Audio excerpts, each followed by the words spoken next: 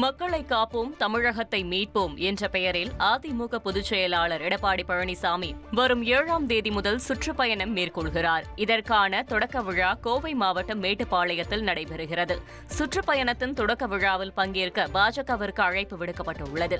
இதனை ஏற்றுக்கொண்ட பாஜகவினர் அனைத்து மாவட்டங்களில் உள்ள மாவட்ட தலைவர்கள், முக்கிய நிர்வாகிகள் நிகழ்ச்சியில் கலந்து கொள்ள உள்ளனர்.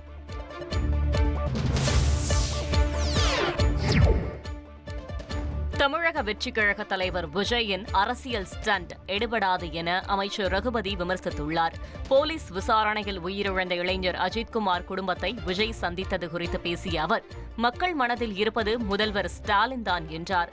தொடர்ந்து பேசிய அமைச்சர் ரகுபதி, எடப்பாடி பழனிசாமியின் சுற்றுப்பயணம் தோல்வியில் முடியும் என கூறினார். விஜய் திடீரென்று அந்த வீட்டுக்கு சென்று பல்வேறு நிதியுதவிகளை வாங்கியிருக்காரு. சார், இதெல்லாம் அரசியல்ல எந்த ஸ்டெண்டும் எடுபடாது.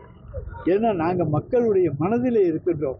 மக்களுடைய மனதிலே தளபதி இருக்கின்ற பொழுது வேறு எந்த ஸ்டெண்டும் அங்க எடுபடாது. 7ஆம் தேதி எடப்பாடி பழனிசாமியும் போய் மக்களை செய்ய தூவியா போறாரு.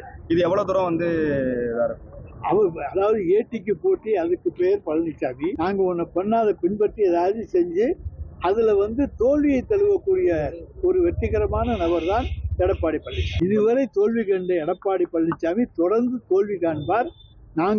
ட்ரெண்ட ஃப்ரெண்ட் ஆக்கிக்கோங்க. தந்தி டிவியின் சப்ஸ்கிரைபர்ஸ் அண்ட் ஃபாலோவர்ஸ் குடும்பத்துல நீங்களும் இணையுங்க.